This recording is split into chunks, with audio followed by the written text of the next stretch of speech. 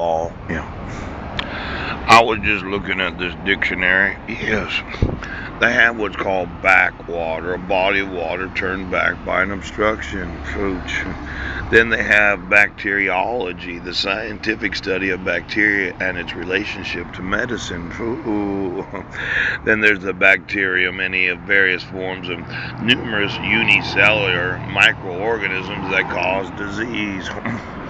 When you think about water that doesn't have movement, that is obstructed, and your use of the zoo to experiment on the population, just the smallest little pool or pond of water that has no movement can develop all kinds of bacteria. Pooch. Now, let's say underneath the city or the county or numerous cities, you thought, well, we'll just let the water run even though it was radiating, because I remember a lot of radiation in Port Angeles. I remember puking a lot of radiation. Now, I know how many times I've been radiated. But let's say there was some bacteria in some very polluted water that got radiated. What kind of mutation would bacteria have if it was radiated in any sort of liquid so that it mutated in such a way as to cause all kinds of intestinal cramps, diarrhea, bad water? Oh, now fish are kind of weird. They're attracted to water, but whenever they can get a hold of some polluted, radiated, electrified water, I would just want to know where's any pools of water where the water is not running, where there's no flow of water. And then how much different types of illegal technologies did you use as your telegraph system so as to run through the water systems of different cities, so that when you're drinking the water, you end up drinking mutated bacteria because of the radiation and the electricity? Now, I'm going to want to know all the water sources that do not have any flow to them. Now, some very evil fish would think, well, let's design some bacteria that have been radiated, and then from the radiation we'll put that bacteria in the bodies of citizens so as to cause dysentery, malaria. Isn't that caused by mosquitoes?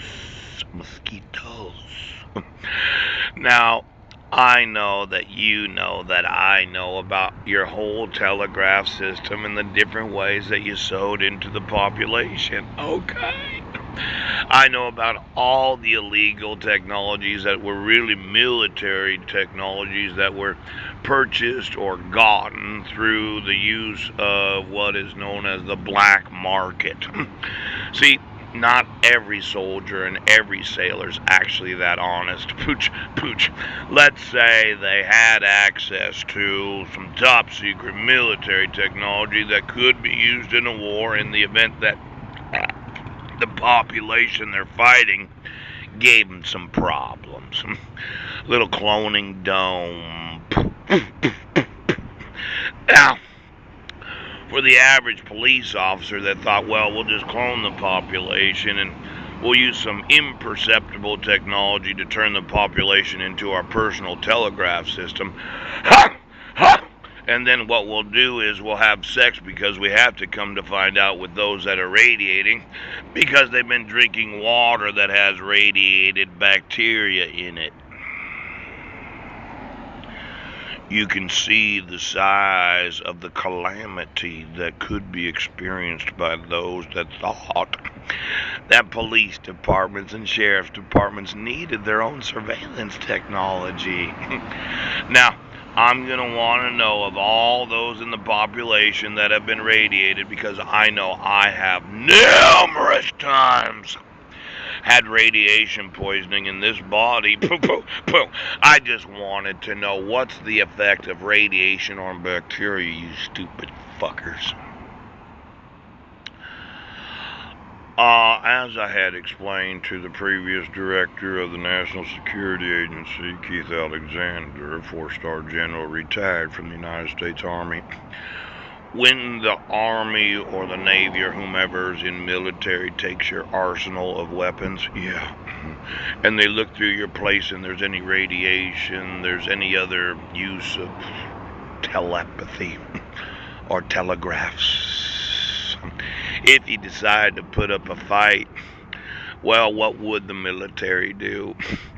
Now, they could use technology themselves, but they could drive up in a large tank and blow the fucking shit out of the whole place.